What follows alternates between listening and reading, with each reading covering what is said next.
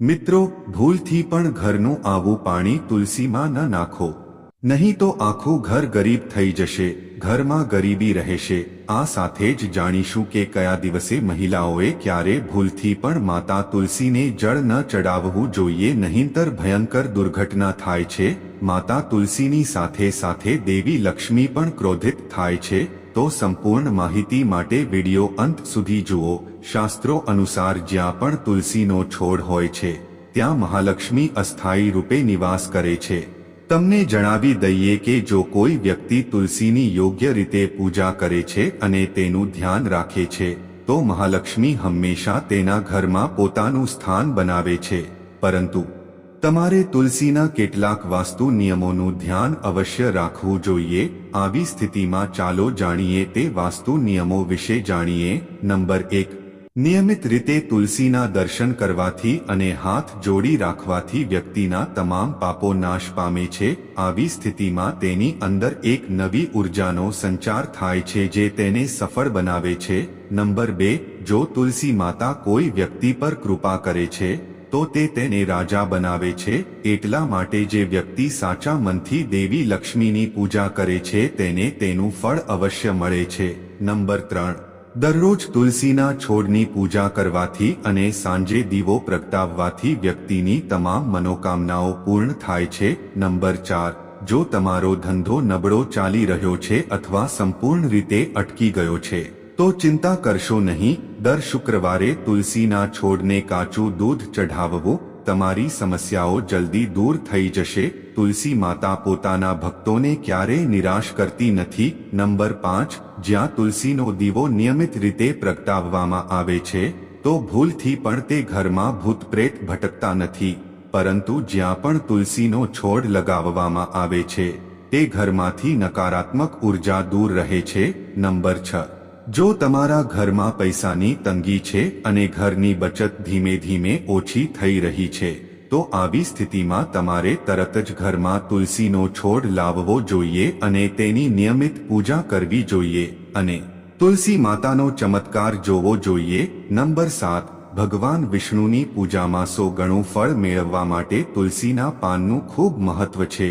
એવું કહેવાય છે કે જો તમારી પાસે ભગવાનને અર્પણ કરવા માટે કંઈક ના હોય તો ફક્ત તુલસીનું પાન ચઢાવો, તેથી જ ભગવાન તમારા પર પ્રસન્ન થઈ જાય છે। જો કે તુલસીના પાંદડાનો ઉપયોગ દરેક દેવી દેવતાની પૂજામાં થાય છે, પરંતુ ભગવાન શંકર અને ગણેશની પૂજામાં તુલસીનો ઉપયોગ થતો નથી। નંબર 8, જો તમારું બાળક ખરાબ નજરનો સામનો કરી રહ્યું છે તો તેને બચાવવા માટે તમારી મુઠ્ઠીમાં તુલસીના પાન અને 7 કાળા મરીના દાણા લો અને તેને બાળકના માથાથી પગ સુધી 7 વાર ઘડિયાળના કાંટાની દિશા તરફ ફેરવવું અને ઘરની પાછળ નાખી દો। બાળકની નજર થોડીક ક્ષણોમાં જ ઉતરી જશે। નંબર 9, સમસ્યાઓને મૂળમાંથી દૂર કરવા અને રોગોથી બચવા માટે સાંજ પહેલા તુલસીના 4-5 પાન તોડીને સૂતા પહેલા ઓશિકા નીચે રાખો અને સવારે ઉઠતાની સાથે જ એ પાન ધીમે ધીમે ચાવીને ખાઈ જાઓ। ધીરે ધીરે તમારી બધી સમસ્યાઓનો અંત આવશે। આ નિયમોનું પાલન કરો અને જુઓ ચમત્કાર। નંબર 1, જ્યોતિષ શાસ્ત્ર અનુસાર કહેવાય છે કે તુલસીની માળા પહેરવાથી બુધ અને ગુરુ ગ્રહો બળવાન બને છે। એવું કહેવાય છે કે તુલસીની માળા પહેરવાથી તમામ પ્રકારની ખુશીઓ મળે છે અને ખરાબ નજર દૂર થાય છે। તુલસીની માળા પહેરતા પહેલા તેને ગંગાજળ અને અગરબત્તી ચઢાવવી જોઈએ। તુલસીની માળા પહેરતા પહેલા મંદિરમાં જઈને શ્રી હરિની પૂજા કરવી જોઈએ। જે લોકો તુલસીની માળા પહેરે છે તેમણે ડુંગળી અને લસણ અને આલ્કોહોલિક પીણાનું સેવન છોડી દેવું જોઈએ। નંબર 1, જો તમારા બધા કામ અસફળ થતા હોય તો તુલસીના છોડના મૂળ લઈને તેને ગંગાજળથી ધોઈ લો। આ પછી જ તેની યોગ્ય રીતે પૂજા કરો અને પછી તેને પીળા કપડામાં બાંધીને રાખો। ધીરે ધીરે તમારી બધી સમસ્યાઓનો અંત આવશે। નંબર 2, જે વ્યક્તિ તુલસીના પાવડરનો ઉપયોગ કરે છે તે સૌથી ગંભીર રોગોથી પણ હંમેશા સુરક્ષિત રહે છે, જ્યારે તેનો પાવડર ઘણા રોગોને મટાડે છે। નંબર 3, જે વ્યક્તિ સાચા મનથી તુલસી વિવાહ કરે છે તેના પર તમામ દેવી દેવતાઓની કૃપા વરસે છે। તુલસી માતા સહદેવ તેની સાથે રહે છે અને તેના તમામ ખરાબ કાર્યો પૂર્ણ કરે છે. નંબર 14. ચાલો જાણીએ તુલસીને કઈ દિશામાં રાખવી જોઈએ. શાસ્ત્ર અનુસાર તુલસીનો છોડ રોપવા માટે ઉત્તર દિશા, ઉત્તર પૂર્વ દિશા કે પૂર્વ દિશા પસંદ કરવી જોઈએ. નંબર 15. તુલસીનો છોડ જ્યારે પણ ઘરે લાવો તો તેને માત્ર ગુરુવારના દિવસે જ લાવવો જોઈએ અને સવારના સમયે જ તેને લગાવવો વધુ શ્રેષ્ઠ માનવામાં આવે છે. આવી સ્થિતિમાં ભૂલથી પણ શિવલિંગ કે ગણેશની મૂર્તિને તુલસીની નીચે ન રાખો. ધ્યાન રાખો કે તુલસીને ક્યારે પણ અશુદ્ધ પાણી ન ચઢાવવું જોઈએ. હંમેશા સ્વચ્છ શુદ્ધ પાણીનો જ ઉપયોગ કરો. જો પાણી પીવા માટે યોગ્ય ન હોય તો એવા પાણીનો ઉપયોગ ન કરો જે તમે પીવા માટે વાપરી શકો. આવા જ પાણીથી તુલસીને જળ ચઢાવવું જોઈએ. આ સિવાય કેટલીક અન્ય બાબતો પર પણ ધ્યાન આપવાની જરૂર છે. જો તમે તમારા ઘરની છત પર તુલસી રાખી હશે તો તમારા ઘરની ઉત્તર દિશામાં કીડીઓ ચોક્કસપણે બહાર આવવા લાગશે. ઘરની ઉત્તર દિશામાં ક્યાંક તિરાડો પણ દેખાવા લાગશે. જે લોકોના ઘરે તુલસીનો છોડ નથી હોતો, કબૂતરો ત્યાં પોતાનો માળો બનાવે છે. આ ખરાબ કેતુનો સંકેત માનવામાં આવે છે. નોંધનીય બાબત એ છે કે શ્યામાં તુલસી હંમેશા દક્ષિણ પશ્ચિમ અને દક્ષિણ દિશામાં રાખવામાં આવે છે. શ્યામ તુલસીના પાન સંપૂર્ણપણે લીલા અને મોટા હોય છે.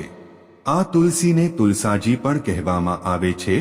તુલસાજીને દક્ષિણ દિશામાં રાખવાથી વાસ્તુ દોષ દૂર થાય છે. મિત્રો, તુલસીને ઘરની છત પર રાખવી શુભ માનવામાં આવતી નથી. જો તમારી પાસે તુલસીને રાખવા માટે છત સિવાય અન્ય કોઈ જગ્યા નથી તો એક ઉપાય કરો. તુલસીને ક્યારે એકલી ન રાખો. તેને હંમેશા કેળાના છોડ સાથે રાખો. બંને છોડને બરાબર એક સાથે રાખો અને તેને મોલીથી બાંધી દો. આના કારણે તમને વાસ્તુ દોષથી નુકસાન નહીં થાય. મહિલાઓ સૌથી વધુ પૂછવા માંગે છે કે શું માસિક ધર્મ દરમિયાન તુલસીની પૂજા કરી શકાય? માસિક ધર્મ દરમિયાન સ્ત્રીઓ તુલસીને પાણી ચઢાવી શકે કે નહીં? તો ચાલો આ વિશે પણ જાણીએ. મિત્રો, માસિક ધર્મ દરમિયાન સ્ત્રીઓ અશુદ્ધ હોય છે અને તેથી જ કેટલીક એવી વસ્તુઓ છે જે માસિક ધર્મ દરમિયાન ન કરવી જોઈએ. જેમ અથાણાને અડવું ન જોઈએ, તેમ તે બગડી જાય છે. કોઈએ મંદિર ન જવું જોઈએ, ચોકડી પર ન જવું જોઈએ કારણ કે તેનાથી ખરાબ નજર પડી શકે છે.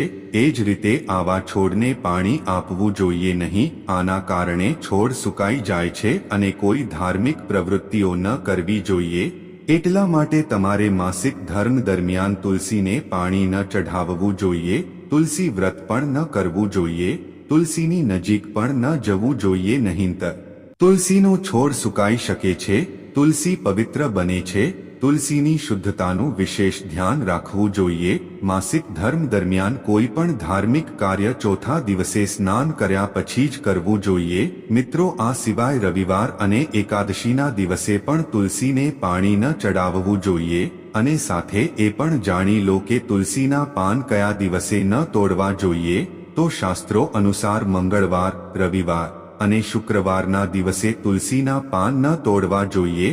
મિત્રો, જો તમને વિડીયોમાં આપેલી માહિતી પસંદ આવી હોય તો વિડીયોને લાઈક કરવાનું અને ચેનલને સબસ્ક્રાઇબ કરવાનું ના ભૂલતા. અને હા, જો તમે પણ જાણવા માંગતા હોવ કે આવી સ્ત્રી તેના પતિને કાબૂમાં રાખે છે તો આ વિડીયો પર ક્લિક કરો અને જાણો. તો પછીના વિડીયોમાં મળીશું. તમારો ખૂબ ખૂબ આભાર.